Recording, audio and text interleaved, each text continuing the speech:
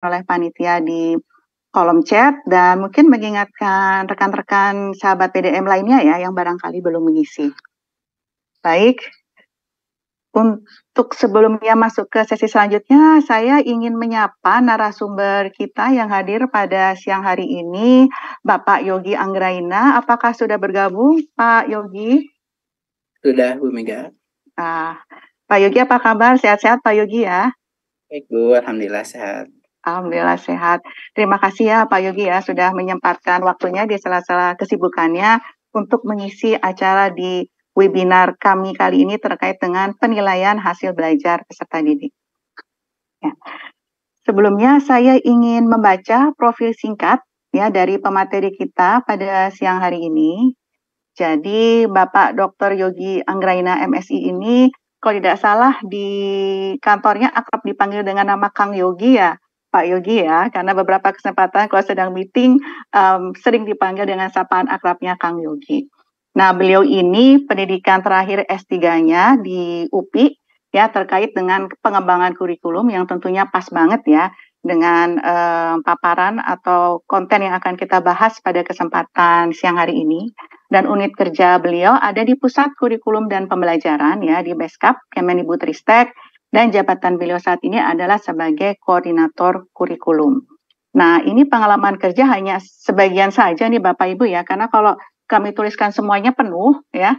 Jadi kita mengambil 3 yang terakhir saja. Yang pertama adalah beliau ikut dalam tim penyusunan panduan kurikulum operasional Satuan Pendidikan tahun 2022 lalu, serta beliau juga ikut andil dalam kajian akademik pemulihan pembelajaran tahun 2022 tahun lalu, serta beliau juga menjadi salah satu tim ya penyusun terkait dengan profil pelajar Pancasila tahun 2020 3 tahun yang lalu. Baik, Pak Yogi, itu adalah profil ya yang tadi sudah kami sampaikan ke Bapak Ibu sahabat PDM yang kami hormati.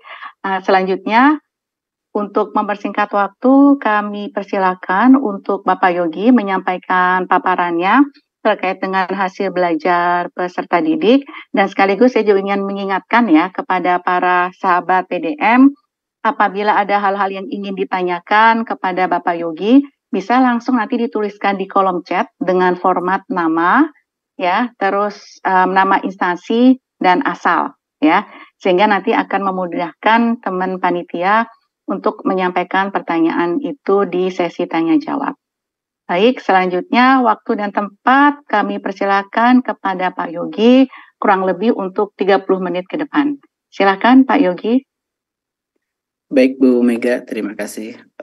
Assalamualaikum warahmatullahi wabarakatuh. Selamat siang Ibu Bapak sekalian. Senang bisa berjumpa dengan Bapak melalui daring untuk melakukan penyamaan persepsi mengenai penilaian hasil belajar.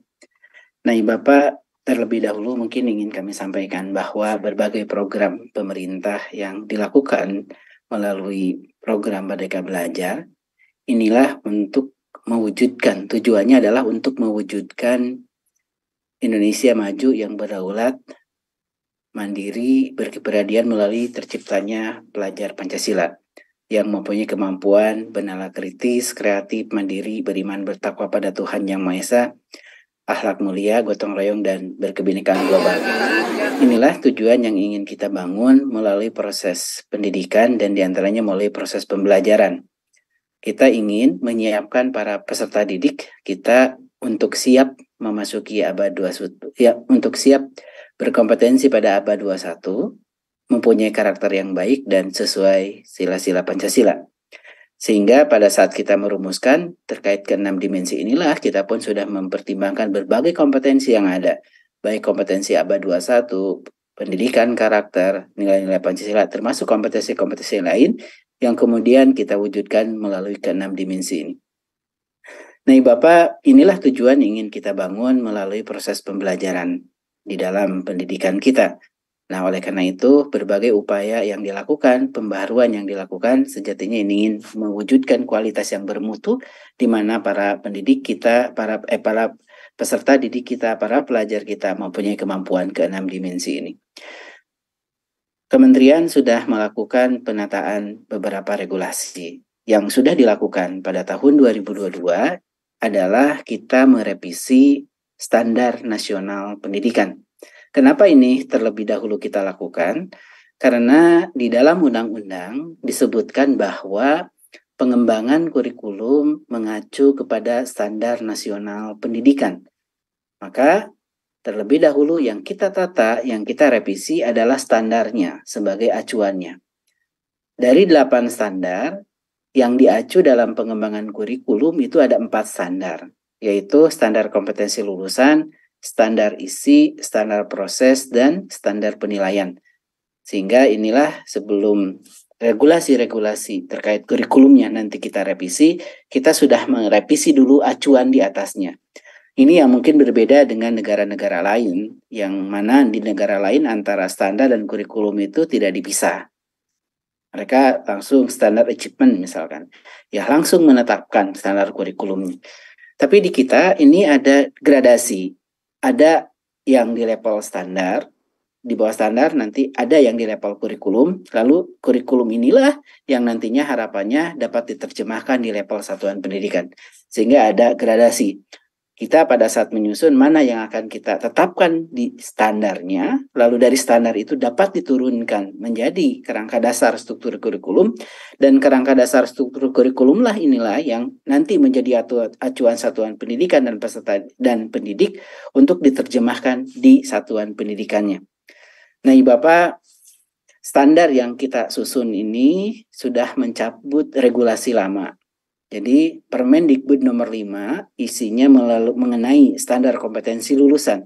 Nah, dalam standar kompetensi lulusan inilah kita juga sudah mengintegrasikan ke 6 dimensi profil pelajar Pancasila. Jadi dengan kata lain, kompetensi lulusan minimal apakah yang harus dipeserta dikuasai setelah proses belajar, dari hasil belajarnya, ya dia harus mempunyai ke 6 dimensi profil pelajar Pancasila, ditara, literasi, dan numerasi. Nah, standar kompetensi lulusan ini sekarang menjadi acuannya bukan hanya untuk kurikulum Merdeka, tapi acuan untuk kurikulum 13 dan acuan juga kurikulum darurat. Jadi standar yang terbaru ini acuannya bukan hanya untuk kurikulum Merdeka, tetapi juga acuan untuk kurikulum 13. Karena terbitnya keempat standar ini mencabut standar yang lama. Nah, standar yang baru ini ya dia harus mempunyai ke-6 dimensi profil pelajar Pancasila dengan ketiga kurikulum yang sedang. Nah, standar kompetensi lulusan ini sekarang menjadi Ibu Bapak yang kami hormati untuk kurikulum Merdeka. Setelah kita terbitkan acuan untuk kurikulum lulusan, kita menerbitkan juga jadi standar dalam standar isi itu isinya adalah lingkup materi. Jadi kalau yang lama dalam standar isi memuat istilah kompetensi dasar, kalau sekarang di dalam standar itu benar-benar isinya adalah materi. Jadi tidak memuat istilah KD, istilah CP, itu adanya di level kurikulumnya. Di level standarnya itu adalah hanya isi.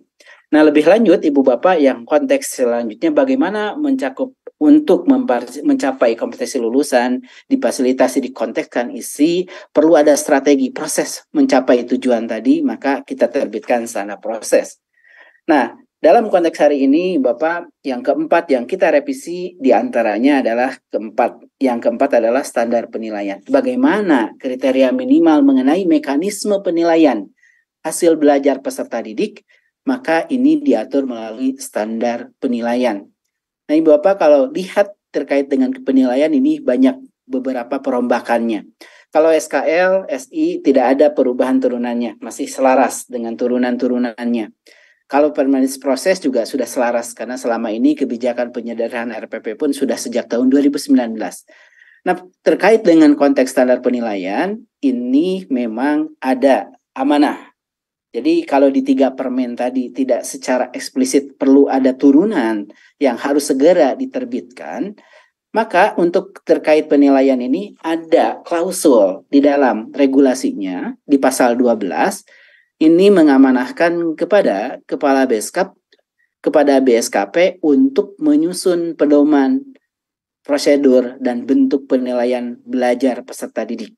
Jadi di sini norma klausulnya pedoman penyusunan, prosedur, dan bentuk penilaian belajar peserta didik yang ditetapkan Kepala Unit yang menangani bidang kurikulum dan asesmen. Dan dalam hal ini secara nomenklatur yang membidangi kurikulum dan asesmen adalah Badan Standar Kurikulum dan Asesmen Pendidikan BSKP. Memang dalam regulasinya kita tidak mencantumkan nomenklatur nama institusi, tapi apa yang dikerjakan institusi. Karena bisa jadi nanti kalau terkait nomenklatur ada beberapa perubahan lagi ke depannya. Dulu sebelum BSKP nama unitnya adalah Balitbank dan Perbukuan.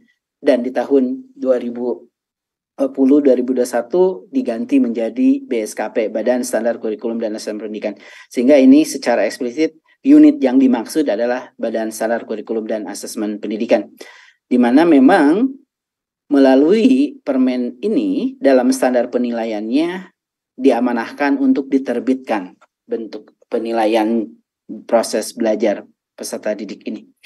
Nah, Bapak yang kami hormati, berbeda dengan permen tadi SKL SI proses, yang dicabut itu adalah hanya standarnya saja yang lama. Jadi standar-standar yang lama yang dicabut. Di Permendikbud 21 ini yang dicabut bukan hanya standar penilaian yang lama. Ada beberapa permen yang dicabut, diantaranya penilaian hasil belajar, Permendikbud nomor 53 2015. Lalu ada Permendikbud 43 terkait dengan ujian sekolah. Jadi Permendikbud 21 itu selain mencabut standar yang lama juga mencabut beberapa regulasi terkait penilaian yang selama ini berlaku. Itu yang dicabut Permendikbud 21 dan selanjutnya diamanahkan untuk diterbitkan panduan untuk penilaian bagi peserta didik bagi baik kurikulum 13 maupun setelah diamanahkan dalam regulasinya untuk menerbitkan pedoman terkait dengan penilaian, maka kami di BSKP, di Kementerian Pendidikan, sudah menerbitkan 2 panduan. Untuk kurikulum Merdeka, secara khusus ada panduan pembelajaran dan asesmen yang diterbitkan tahun 2002 awal, ini yang memang untuk kurikulum Merdeka. Jadi ada panduan terkait penilaian pada kurikulum Merdeka. Ini tampilannya ya, covernya yang ada di sebelah kanan yang warna latarnya biru.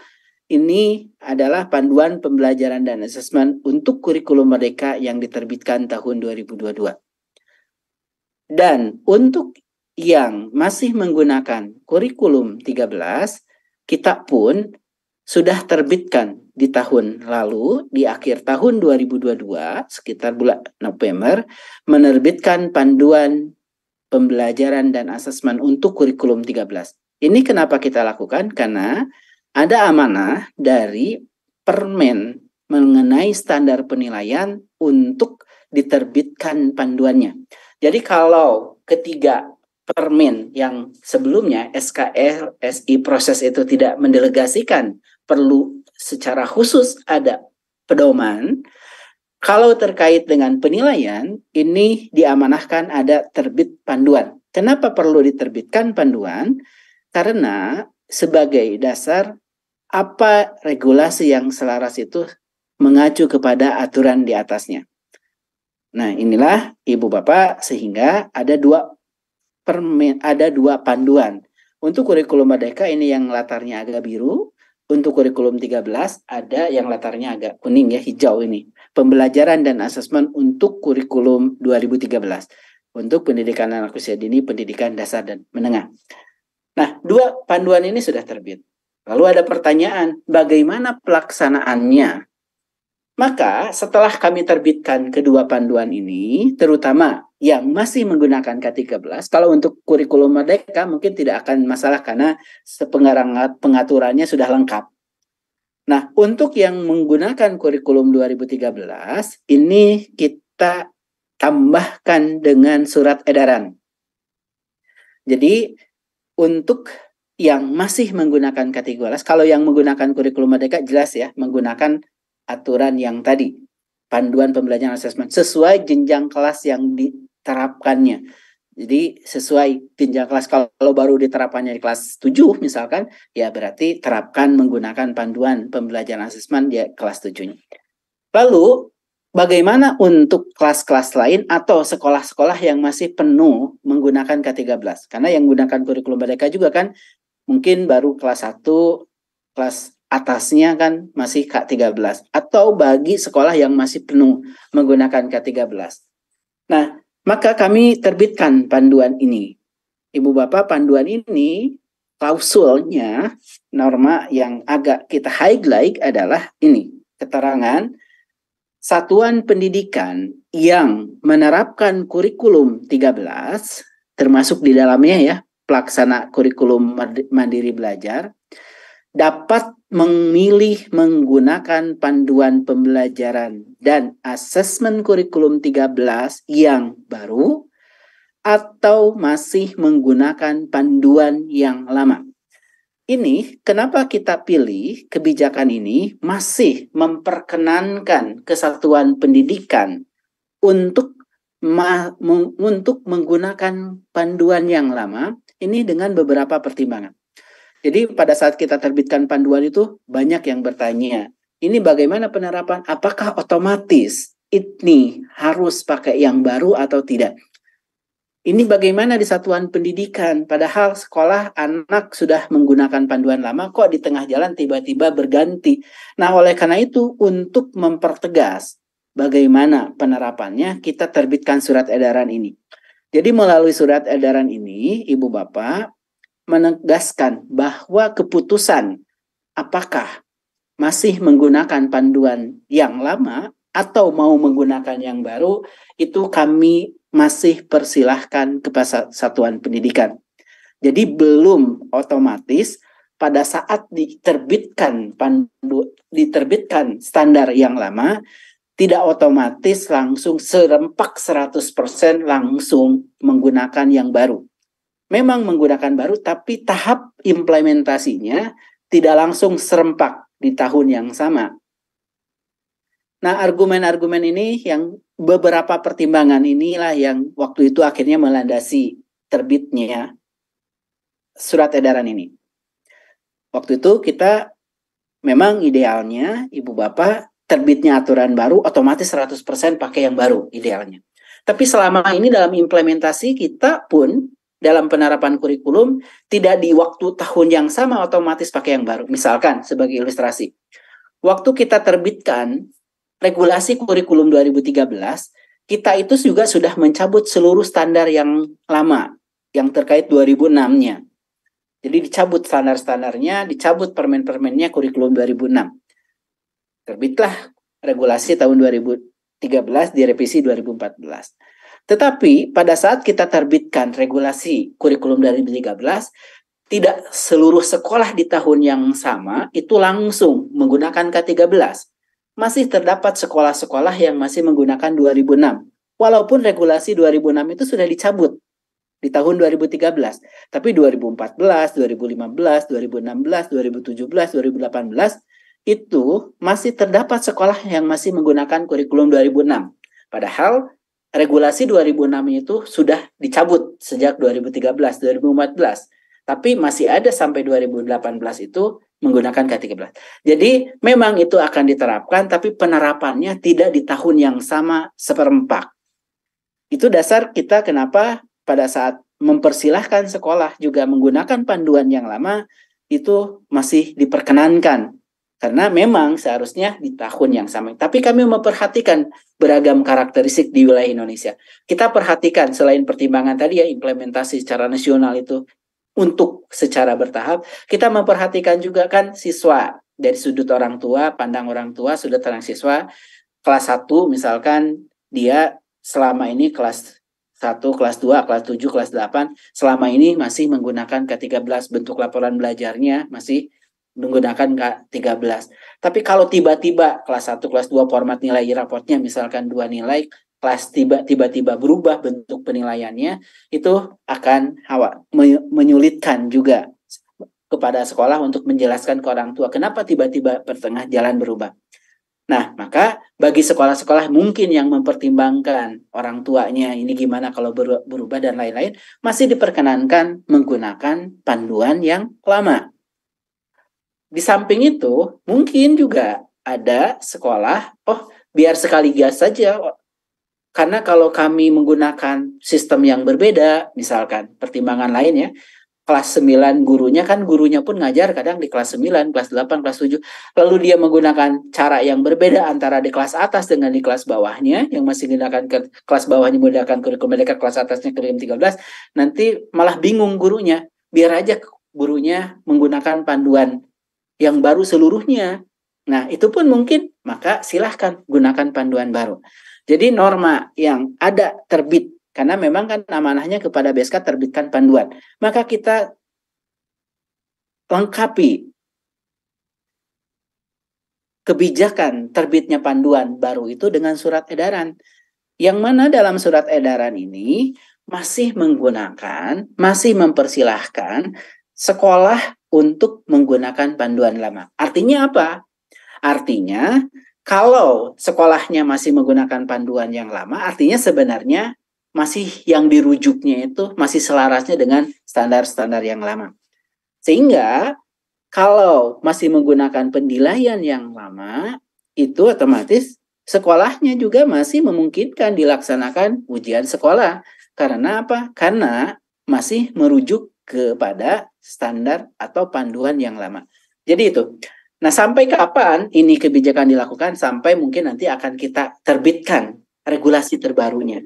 Yang mungkin bisa jadi di tahun 2024, bisa jadi ya. Jadi sampai kapan ini sekolah memilih? Ya sampai terbit regulasi baru. Ya setidaknya sekarang tuntaskan dulu lah. Kalau misalkan kurikulum merdekanya baru kelas 7, kelas 8, kelas 9-nya masih menggunakan kurikulum 13, ya mungkin 2 tahun ke depan beralih seluruhnya. Mungkin bagi sekolahnya yang sudah kelas 7, kelas 8 kurikulum merdeka, mungkin nanti 1 tahun ke depan sudah beroleh menggunakan panduan lama. Biar siswanya itu utuh dapatnya. Mungkin itu menjadi pertimbangan. Atau mungkin bisa jadi pertimbangannya, oh langsung aja lah, nggak usah nunggu, boleh sekolah. Nah itu siapa keputusannya di sekolah. Maka Ibu Bapak, karena ini masih dipersilahkan, maka kalau sekolah akan bertanya, apakah kami masih diperkenankan melakukan ujian sekolah? Ya kalau memang masih merujuk kepada standar yang lama, panduan yang lama, ya masih dimungkinkan dilakukan ujian sekolah. Bentuk laporan hasil belajarnya pun ya seperti yang saat ini berlaku. Jadi pelaksanaannya masih seperti yang lama. Tapi kalau sekolah memutuskan menggunakan panduan yang baru, maka silahkan ikuti aturan tata cara yang baru. Sehingga yang baru itu dimungkinkan sekolah untuk tidak melakukan ujian sekolah. Sehingga sekarang pertanyaannya sekolah, apakah kami akan harus melakukan ujian sekolah atau tidak? Maka pertanyaannya lagi, Ibu Bapak rujukannya sekarang di satuan pendidikan masih menggunakan yang mana? Apakah masih mengacu kepada panduan yang lama atau sudah mengacu kepada panduan yang baru? Nah, sekarang masih diperkenankan keputusannya diserahkan kepada pendidik dan satuan pendidikan. Jadi ini inti dari surat edaran terkait penggunaan panduan pembelajaran asesmen K13. Jadi Bapak memang harusnya gitu ya, dengan terbitnya dengan standar yang lama dicabut otomatis harusnya 100% langsung baru. Tapi kita mempertimbangkan beberapa aspek ya, dengan beragamnya wilayah Indonesia, memang kita terapkan komitmen gunakan baru. Tapi penerapannya itu yang masih secara bertahap sampai dirasa siap seluruhnya. Mungkin nanti akan, oh udah langsung pakai yang baru seluruhnya. Nah mungkin sampai di momen itu nanti tentunya akan ada. Tapi akan lihat kesiapan satuan pendidikan. Karena mayoritas sekolah juga saat ini kan masih di kelas 3-nya, di kelas 9-nya, di kelas 12-nya kan masih seluruhnya masih menggunakan K13. Walaupun sudah kurikulum merdeka kan secara bertahap juga, baru kelas awal-awal saja yang menggunakan kurikulum merdeka. Nah ini inti dari surat edaran ini. Nah Ibu Bapak, lalu mungkin kalau untuk panduan yang lama saya tidak akan terlalu membahas banyak ya, karena Ibu Bapak kan sudah paham selama ini sudah diterapkan ya sejak 2013 terkait dengan penilaian yang lama. Jadi intinya menggunakan panduan yang lama atau baru itu keputusannya ada satuan pendidikan. Kalau memang ingin menggunakan panduan yang lama, maka silahkan aturan-aturan yang lama, panduan lama masih bisa dirujuk. Tapi jika ingin menggunakan panduan yang baru, mungkin inilah ingin apa saja kebaruannya. Nah, di dalam panduan-panduannya, Ibu Bapak, di dalam standarnya, termasuk di dalam PP-nya, kita terkait dengan penilaian itu ada cukup banyak perubahannya memang. Kalau yang lama dalam peraturan pemerintah termasuk di dalam standarnya yang diatur, penilaian itu ada 3. Dilakukan oleh siapanya? 1 dilakukan oleh pemerintah, 2 dilakukan oleh satuan pendidikan, 3 dilakukan oleh pendidik. Jadi kalau yang lama dilakukannya oleh 3 pihak. Penilaian oleh pemerintah itu dalam bentuk ujian nasional. Jadi penilaian oleh pemerintah dalam bentuk ujian nasional. Penilaian oleh satuan pendidikan, ujian sekolah. Lalu ada penilaian oleh pendidik. Nah sekarang ya Bapak memang yang baru penilaian itu sudah tidak dipilah-pilah. Tidak ada pemerintah. Penilaian itu konsennya dilakukan oleh pendidik. Jadi penilaiannya yang baru itu pendidik. Di mana penilaian oleh pendidik ada 2 bentuk. Yaitu penilaian formatif dan penilaian sumatif. Nah ini yang perlu diperhatikan baik-baik di dalam definisinya, di dalam regulasi ini. Penilaian, kemudian nih Bapak mungkin kok tiba-tiba dari penilaian ke asesmen. Memang ini mulai berartian paradigma. Sehingga transisinya kita jelaskan juga di dalam standar proses mulai penilaian yang dimaksud dalam hal ini kita perkuat menjadi asesmen namanya. Nah, karena kenapa belum kita ganti nama regulasinya? Karena secara nomenklatur dalam peraturan pemerintah, dalam undang-undang, nama standar itu masih standar penilaian. Nah, kita mulai melakukan pembaharuan secara bertahap di level kurikulumnya. Sehingga sekarang lebih menggunakan nama asesmen. Nah, bentuknya penilaian atau asesmen itu ada 2, yaitu formatif dan sumatif. Nah, ini yang perlu benar-benar diperhatikan definisinya, tujuan dari penilaian ini. Kalau asesmen formatif, ini tujuannya memberikan informasi atau umpan balik bagi pendidik dan peserta didik untuk memperbaiki proses belajar. Jadi tujuannya memberikan informasi dan umpan balik untuk memperbaiki proses belajar. Misalkan kita akan melakukan untuk mengetahui kemampuan awal anak, supaya saya menetapkan tujuan yang belajar yang pas gitu ya. Sehingga saya menetapkan tujuan yang pas, maka dilakukan asesmen awal belajar. Nah, asesmen awal pembelajaran inilah yang kemudian merupakan bagian formatif juga. Atau mungkin dalam proses belajar, saya mau melakukan asesmen untuk ngecek anak-anak saya itu sudah pada ngerti nggak apa yang saya pahamkan, saya supaya ada refleksi buat saya, perlu diperbaiki nggak proses belajarnya. Nah, bisa jadi ulangan harian itu merupakan asesmen formatif. Tapi di samping itu, Ibu Bapak ada juga asesmen sumatif. Asesmen sumatif itu untuk memastikan ketercapaian tujuan belajar. Nah, dilakukan pada akhir proses belajar atau juga dilakukan sekaligus 2 atau lebih tujuan belajar. Nah, di sini sehingga kalau tujuannya untuk memastikan ketercapaian belajar, untuk mengukur, diambil nilainya, diukurnya, ketercapaian belajarnya, diukur kompetensinya nantinya, bukan untuk dalam rangka umpan balik, untuk memperbaiki, maka ini asesmen sumatif. Sehingga dalam pelaksanaannya, Ibu Bapak, pada pembelajaran, Ibu Bapak mungkin melakukan ulangan harian. Nah, ulangan harian kalau ditanya apakah itu formatif atau sumatif, maka dilihat dulu.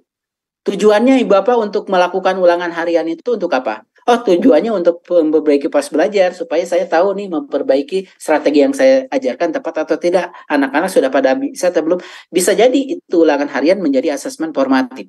Tapi di samping lain, di satu sisi, kalau ulangan harian untuk mengukur anak kemampuan ketercapaian belajar anak, ulangan harian bisa jadi dia tujuannya dan berfungsi sebagai sumatif.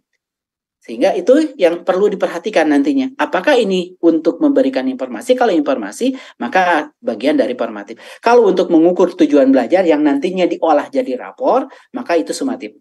Nah, ini yang penting nanti. Sumatif itu tidak mesti di akhir semester. Bisa jadi setelah satu tujuan belajar. Bentuknya, instrumennya bisa jadi menggunakan instrumen tertulis, atau menggunakan lisan, atau menggunakan produk, project, portofolio, atau bentuk-bentuk lainnya. Jadi sumatif pun tidak mesti dalam bentuk tertulis. Waktunya tidak mesti di akhir semester. Itu yang lagi kita katakan. Lihat bentuknya, tujuannya. Kalau memang untuk nanti diolah jadi rapor, ya ulangan harian, tugas. Bisa jadi itu diolah nantinya ya, karena untuk mengukur tujuan belajar. Karena sumatif itu tidak mesti tertulis. Dan tidak mesti di akhir semester. Bisa jadi 1 tujuan belajar, 2 tujuan belajar itu. Nah, lihat Ibu Bapak tujuan waktu Ibu Bapak melakukan asesmen. Nah, ini yang dijelaskan perbedaannya antara asesmen formatif dan sumatif, sehingga kurang tepat. Oh, kalau begitu kan di dalam standarnya disebutkan untuk diolah jadi rapor itu dari sumatif. Kalau begitu anak sudah tidak pertimbangan hariannya, tugasnya hariannya, ya enggak juga, karena itu bisa jadi sebagian dari sumatif. Dan bentuk-bentuk sumatif itu instrumennya tidak mesti dalam bentuk tes tertulis, bisa jadi bentuk-bentuk lainnya. Nah, ini yang kita jelaskan dari standar. Jadi Bapak dalam kurikulum Merdeka itu tidak mengeluarkan kebijakan-kebijakan baru. Observasi kinerja proyek tes tertulis ya sama aja dengan IKA 13. Ini ya, bentuk-bentuk ini. Yang kita buka apa dalam kurikulumnya? Kita buka fleksibilitasnya. Oh, silahkan Ibu Bapak, ini fungsinya untuk apa? Silahkan gunakan instrumen yang paling cocok untuk mengukur tujuan ini. Maka kita banyak memberikan fleksibilitas. Instrumen yang digunakan silahkan. Yang paling cocok mengukur tujuan apa? Kalau yang lama harus lengkap kan? Ada pengetahuannya, ada keterampilannya, ada sikapnya. Kalau sekarang silahkan gunakan tujuan yang paling cocok mengukur tujuan yang mana. Bisa jadi asesmennya tidak perlu tes tertulis. Misalkan tujuannya di olahraga siswa mampu berenang gaya dada. Maka bisa jadi asesmennya cukup dengan praktek karena bisa menggambarkan kemampuan anak sesungguhnya. Bisa jadi, misalkan di bahasa Indonesia, siswa mampu membacakan puisi dengan baik. Maka asesmennya bisa jadi praktek membacakan puisi, bukan tes tertulis. Sehingga bisa jadi ada beberapa mapel itu tidak perlu tes tertulis, bisa jadi ya. Nah, sekarang silahkan gunakan instrumennya yang paling cocok mengukur tujuan tersebut. Waktu pelaksanaannya juga sekolah yang memutuskan. Sehingga kalau merasa, oh saya melakukan asesmennya cukup dari harian-harian tadi, setiap tujuan belajar saya ambil nilainya, dan merasa sudah cukup, ngambilnya pun tidak mesti tes tertulis, ya merasa sudah cukup, ya nggak apa-apa, tidak ada UTS, tidak ada 2S pun nggak apa-apa, karena sudah cukup. Dan penilaiannya pun tidak ada tertulis panjang tahun, ya mungkin nggak apa-apa. Karena mungkin alat ukur lain lebih tepat mengukur kompetensi tersebut. Nah, itu yang kita buka fleksibilitas. Alat ukurnya, instrumennya ya sama dengan K13.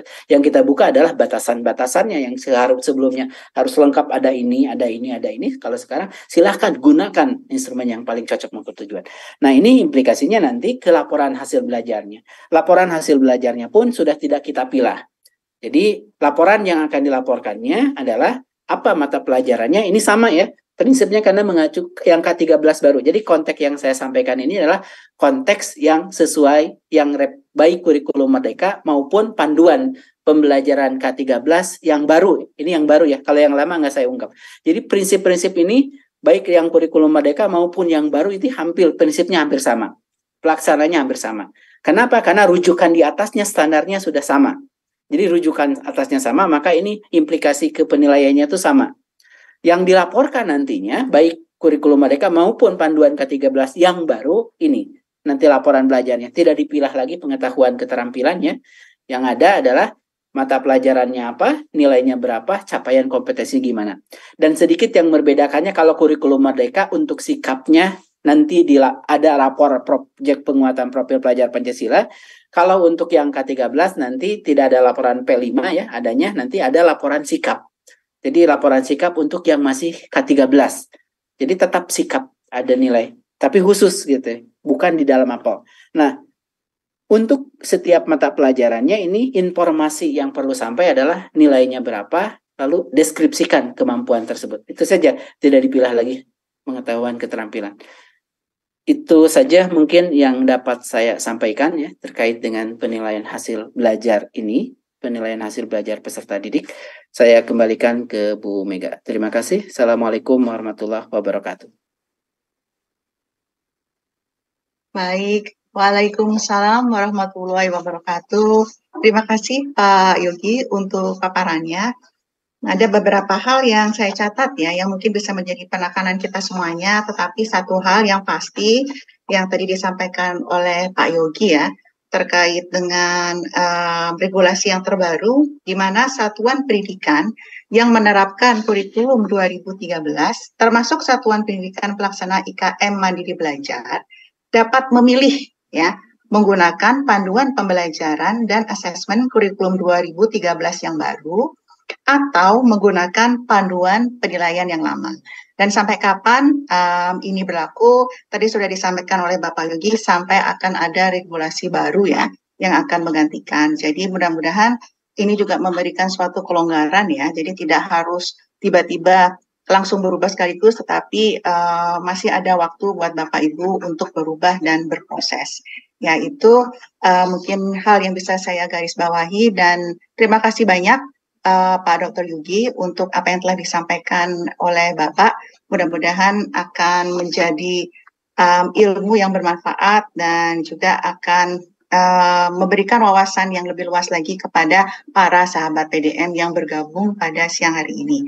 Nah, selanjutnya sebelum kita beralih ke sesi tanya jawab, mohon izin kepada para sahabat PDM, di kolom chat ya oleh panitia itu sudah disampaikan terkait dengan post-test ya. Dan post-test itu merupakan salah satu syarat untuk mendapatkan e-sertifikat. Jadi link post-test yang sudah di-share oleh panitia, mohon oleh sahabat PDM bisa diisi dan sekaligus menginformasikan bahwa mengisinya itu harus lengkap ya, Bapak Ibu sahabat PDM. Jadi selain mengisi post-test, sebelumnya juga harus mengisi pre-test ya, sehingga pre-test maupun post-test masih bisa dilakukan dan diisi pada link yang di-share oleh panitia di kolom chat.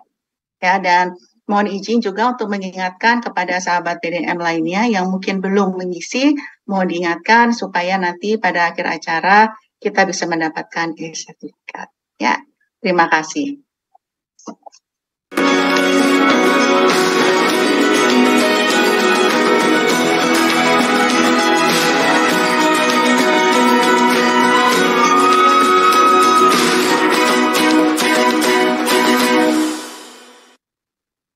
Baik, sekarang kita sudah memasuki salah satu sesi yang dinanti-nanti, yaitu adalah sesi tanya jawab ya, yang akan disampaikan oleh rekan-rekan sahabat PDM kepada Bapak Dr. Yogi Anggraina selaku narasumber kita pada webinar siang hari ini. Baik, apakah sudah ada pertanyaan? Oh, ini sudah ada pertanyaan yang masuk. Izin Pak Yogi. Ini pertanyaan pertama berasal dari Pak Sumaryo dari Kabupaten Pati, nih ya, Jawa Tengah.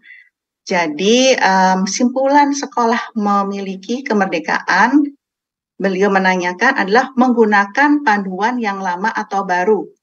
Terkait itu, bagaimana rekomendasi Direktorat atau Beskap terkait paradigma pembelajaran baru di dalam IKM? Terima kasih ya.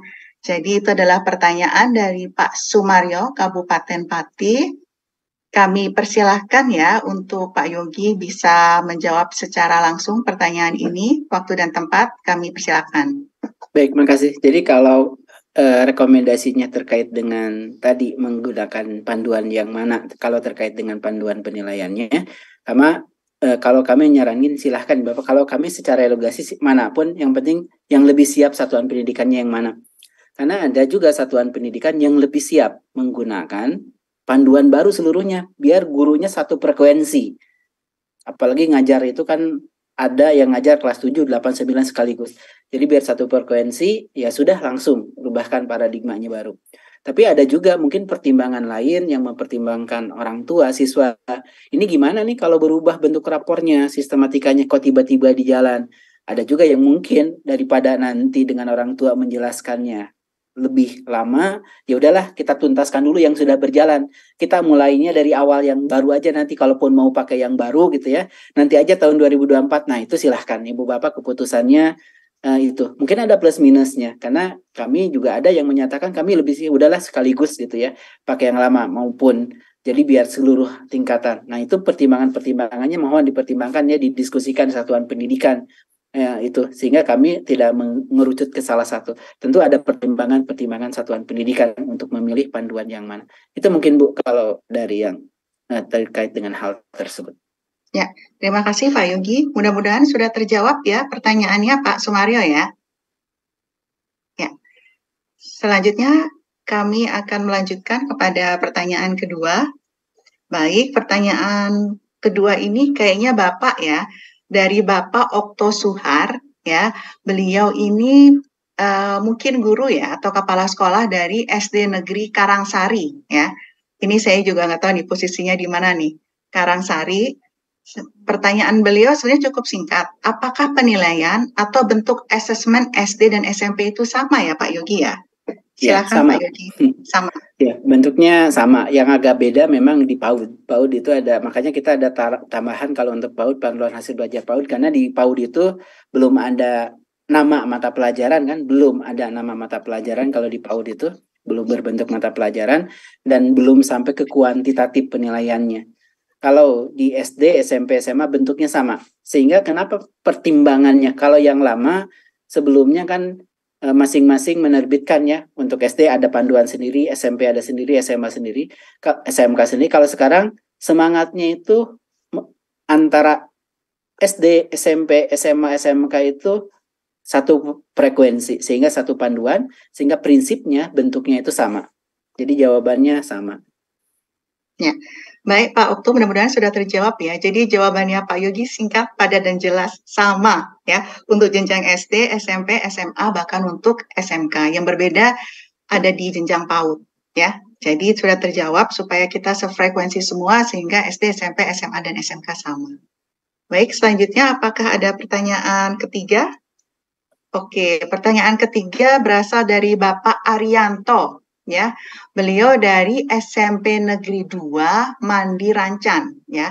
Pertanyaan beliau adalah, mohon maaf kalau menggunakan rujukan yang lama, semisal masih ada ujian sekolah, untuk kelas 9 pada belangku ijazah sudah tidak ada lagi nilai ujian sekolah ya.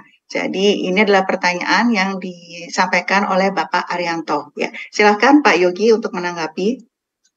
Iya, di belangko ijazah ya, di dalam PRK Badan BSKP untuk ijazah juga. Selama ini kan di akhir itu ada nilai. Kalau yang lama mungkin nilainya cara mengolahnya, memperolehnya, mempertimbangkan nilai-nilai rapot dan mempertimbangkan ujian sekolah. Nah, Ibu Bapak, untuk hal tersebut ini pun untuk memperoleh nilai, karena untuk ijazah kan nilai akhir. Di dalam standarnya kita sebutkan untuk memperoleh nilai di akhir itu sebenarnya bisa mempertimbangkan nilai dari kelas. Kalau SD ya, kelas SD yang dipertimbangkan itu mulai dari kelas 7, kelas 4, kelas 5, kelas 6, 3 tahun terakhir. Kalau SMP yang dipertimbangkan kelas 7, 8, 9, kalau SMA 10, 11, 12. Kalau untuk SMA agak detail untuk kurikulum mereka. Jadi untuk mengolahnya jadi nilai berapa gitu ya, itu silahkan satuan pendidikan punya pertimbangan ya. Apakah mau murni kalau mau diselenggarakannya tidak ada ujian sekolah, berarti kan dari nilai rapot tersebut diolah apakah mau rata-rata atau seperti apa. Tapi kalau diselenggarakan ujian sekolah, silahkan Ibu Bapak bisa diolahnya nanti dari, misalkan diambil dari nilai kelas 7, 8, 9 ditambah dari ujian sekolah yang diolah oleh Ibu Bapak nanti menjadi nilai rapot.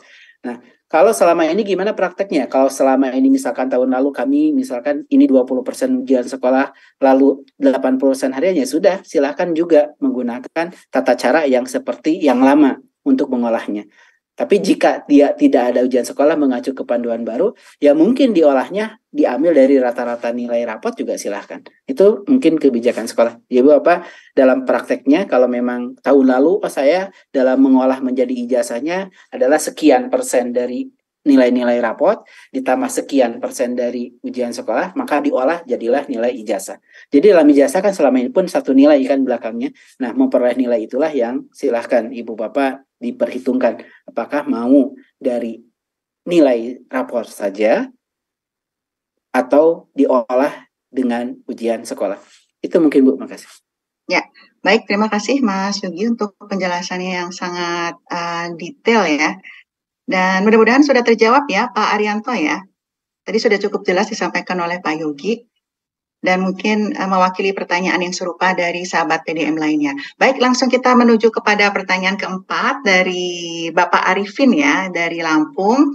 Pertanyaan beliau, apabila tidak pakai ujian sekolah, istilah penilaian sumatif, apakah sumatif ini kita lakukan 2 kali atau cukup 1 kali?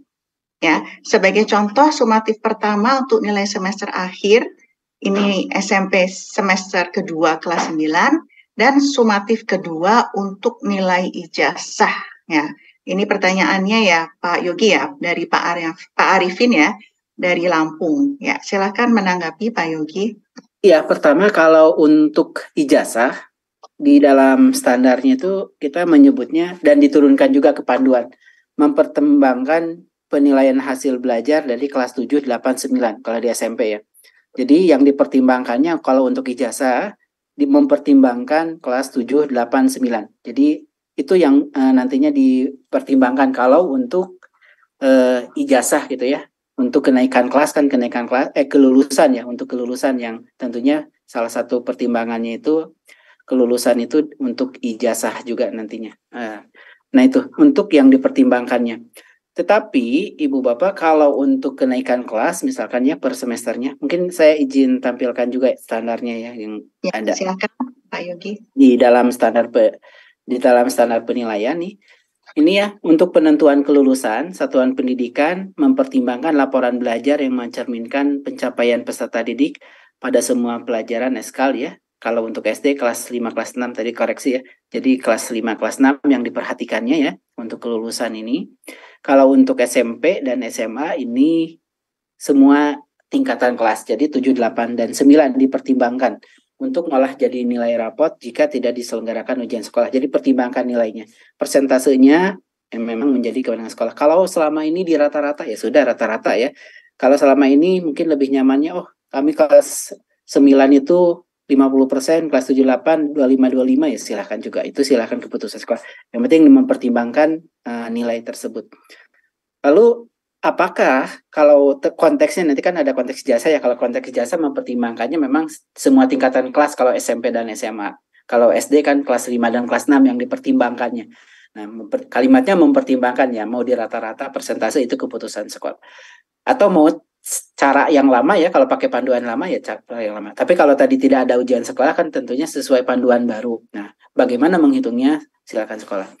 Kalau untuk SMA di dalam panduan ijazah ada detail ya, ada beberapa mapel yang diambilnya dari mana gitu ya. Di dalam regulasinya agak lebih detail surat edarannya gitu. Kalau untuk yang SMA untuk beberapa mapel gitu, misalkan diperoleh dari mana nilai terkait dengan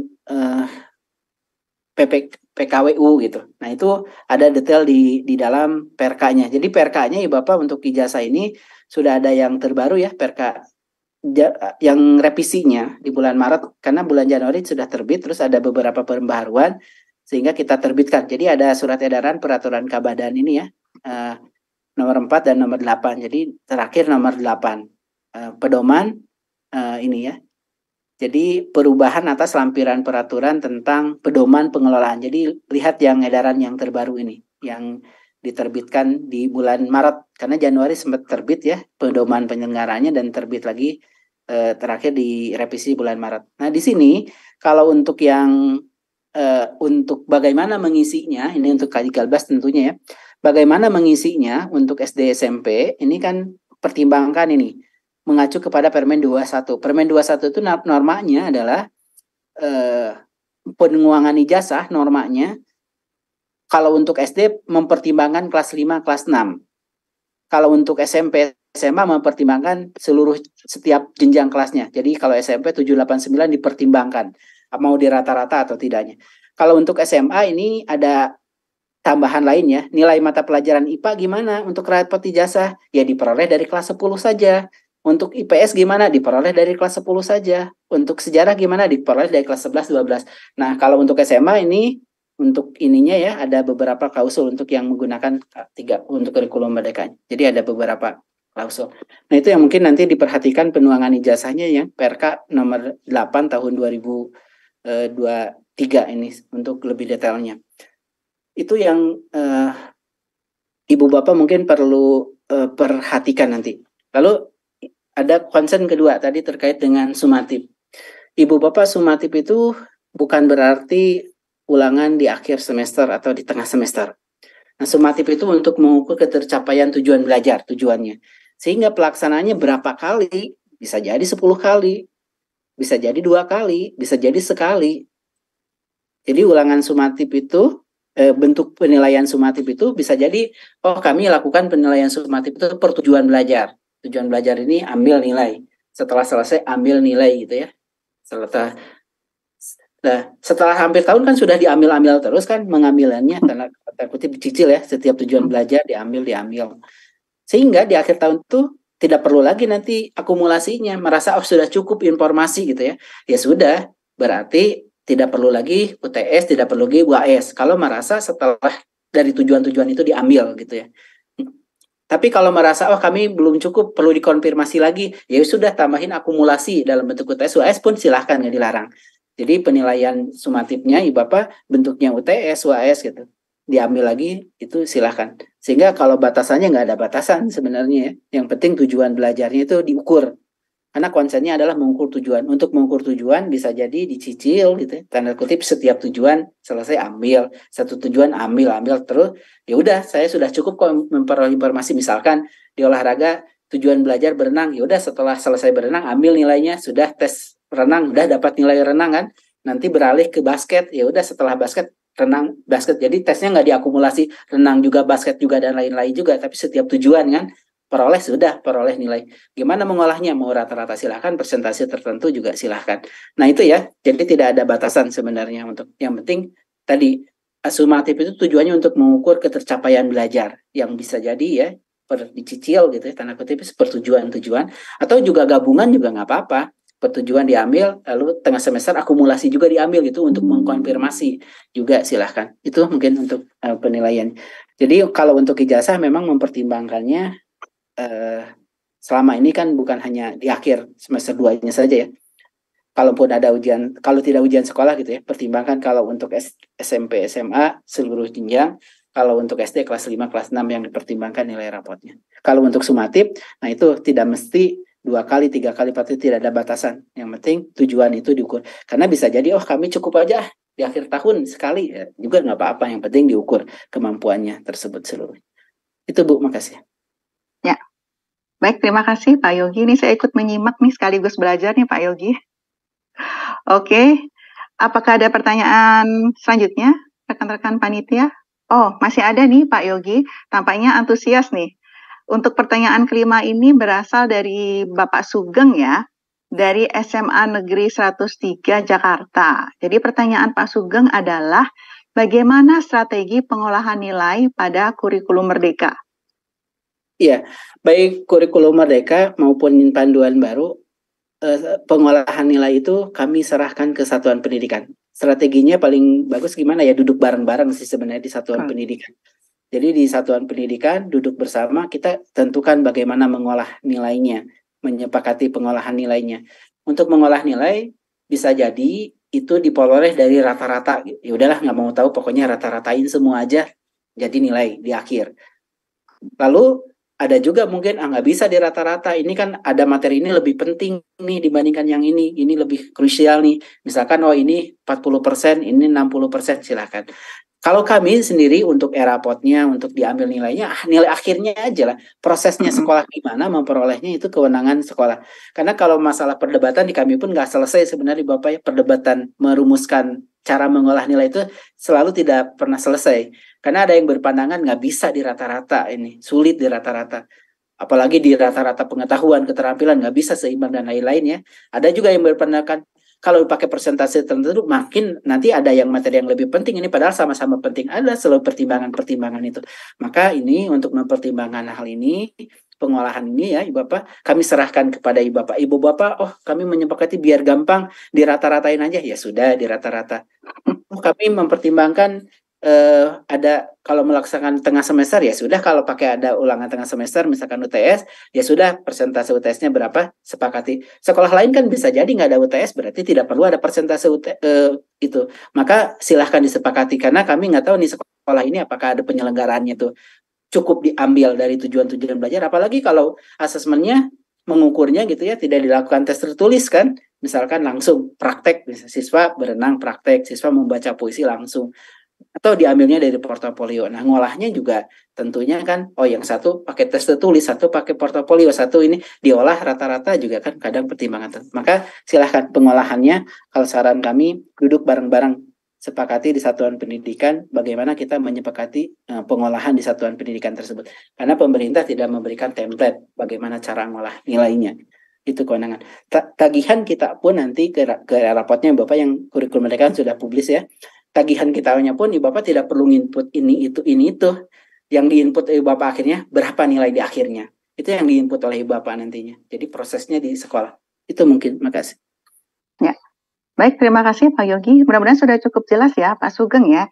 Jadi berdasarkan kesepakatan bersama ya, yang mudah-mudahan cukup bijak sehingga tidak merugikan peserta didiknya juga ya.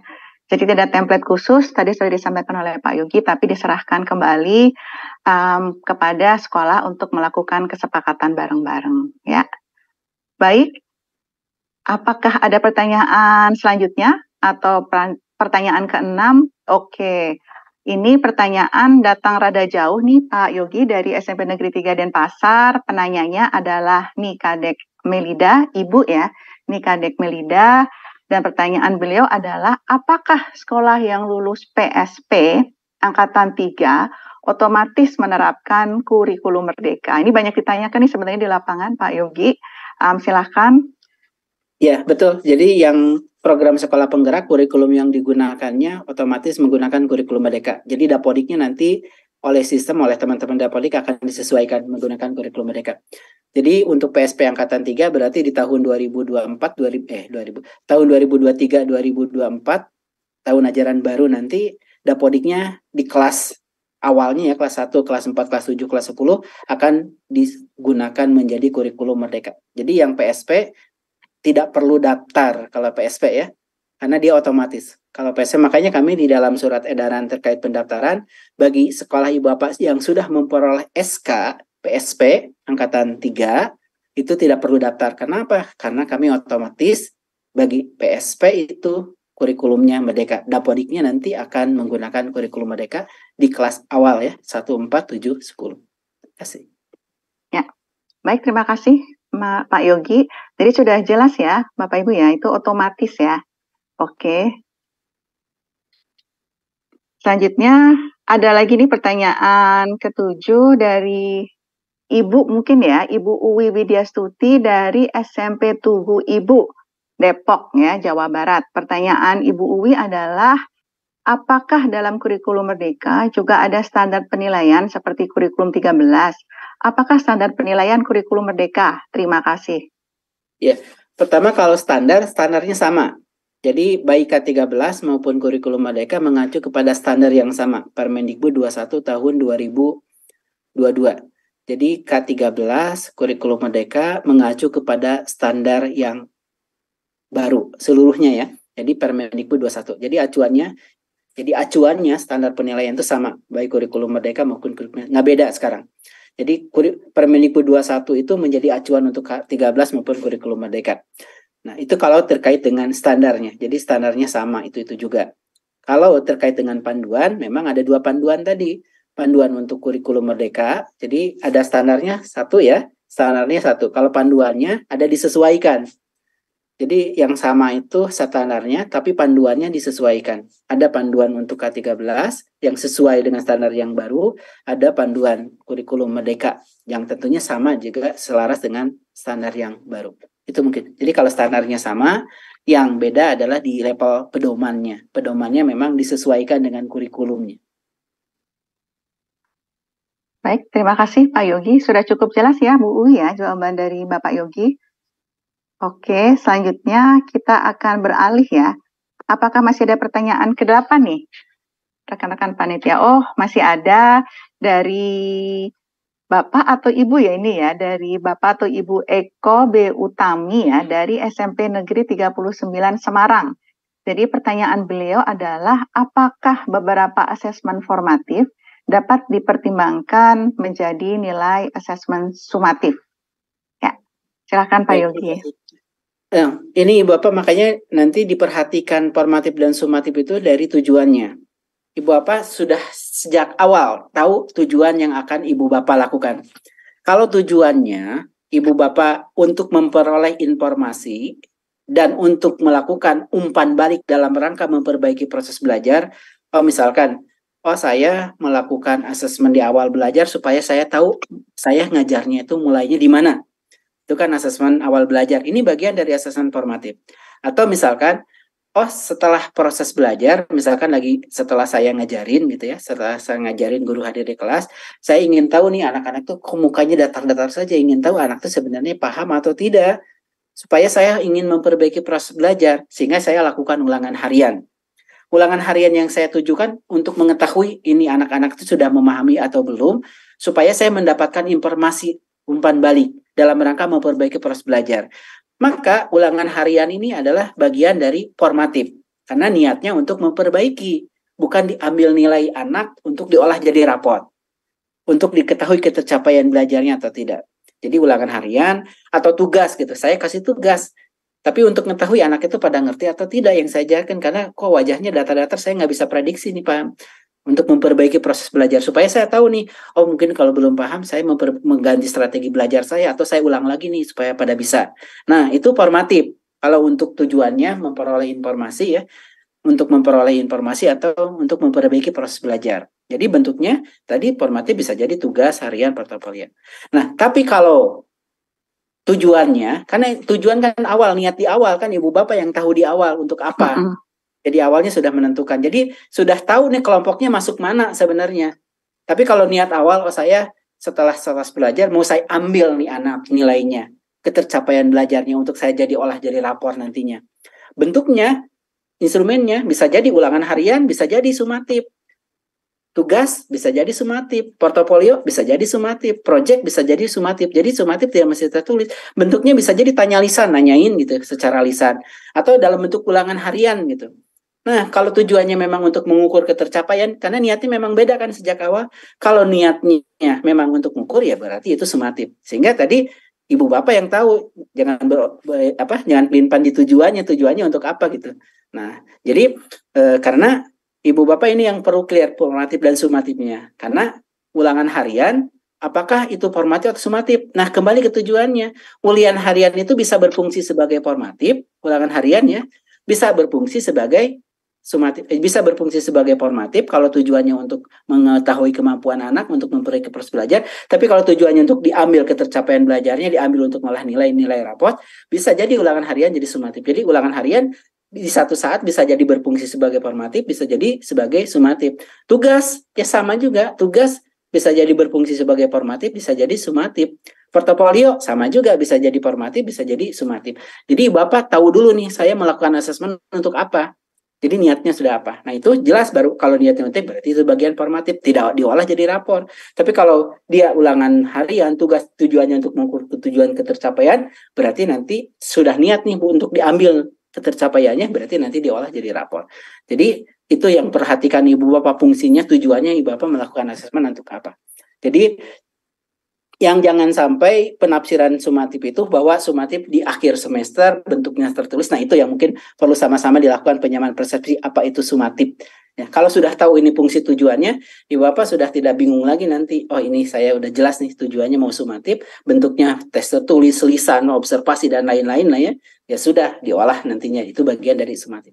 Itu mungkin ibu bapak. Jadi nanti mohon diperhatikan juga ya di dalam panduan kami menjelaskan apa itu formatif, apa itu sumatif, supaya Bapak sudah tahu sejak awal. Jadi bukan masalah berubah.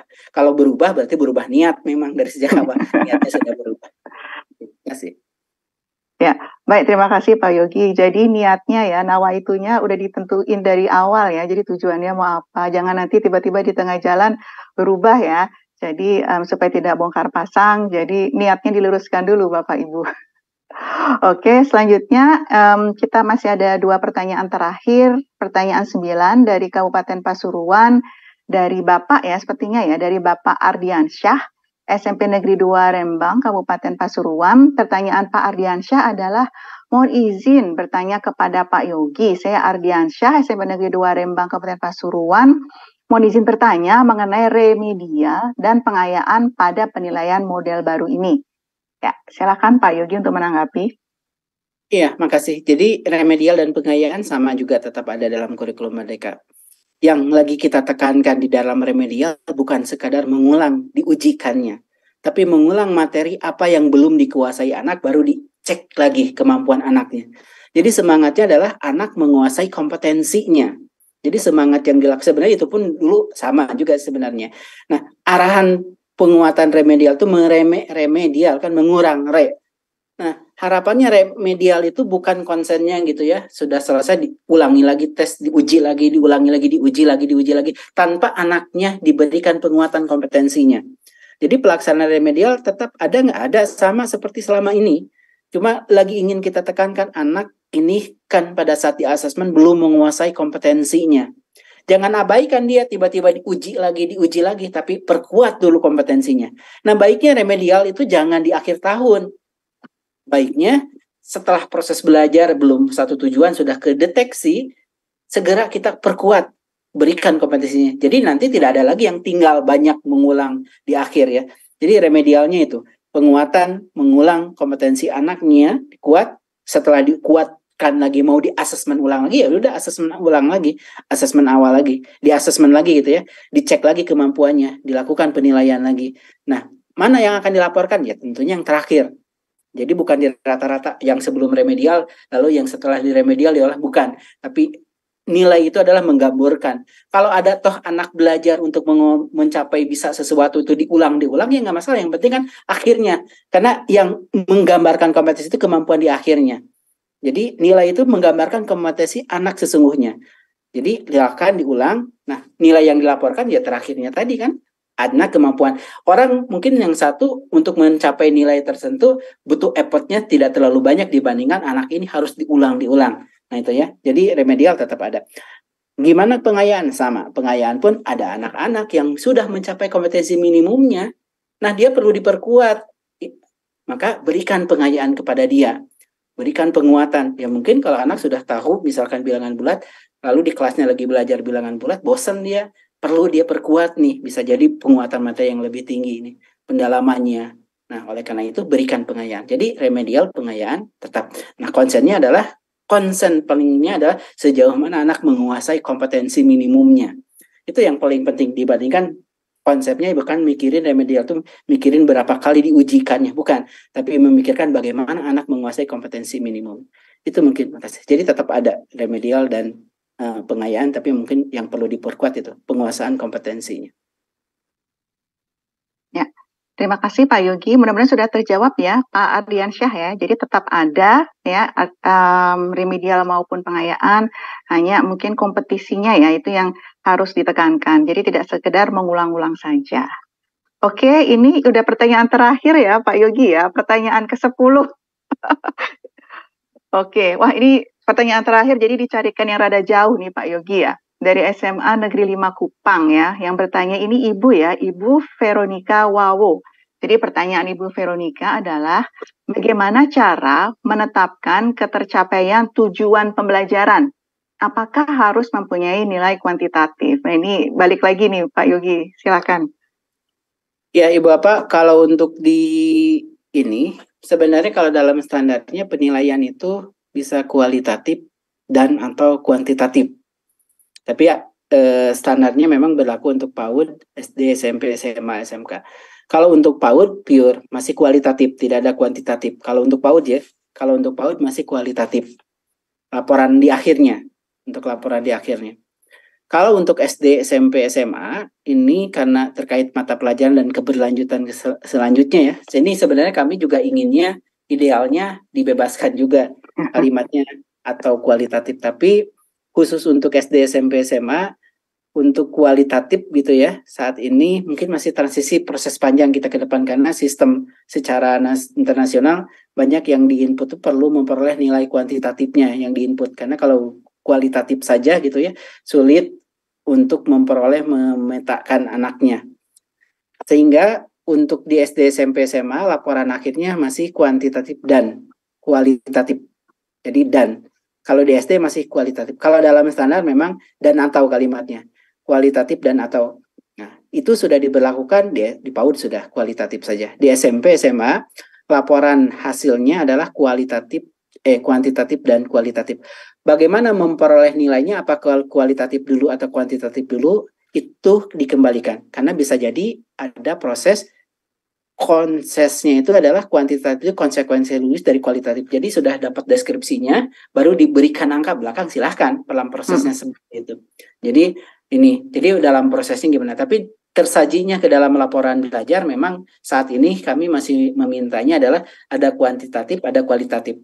Nah, berkara bagaimana prosesnya bisa jadi Ibu Bapak ya, kuantitatif itu bisa jadi konsekuensi logis dari kualitatif. Kualitatifnya misalkan, oh anak sudah bisa berenang dengan baik, nah, sudah terdeskripsikan. Ya sudah kalau seperti itu karena sudah bagus saya langsung aja kasih nilai 95 misalkan.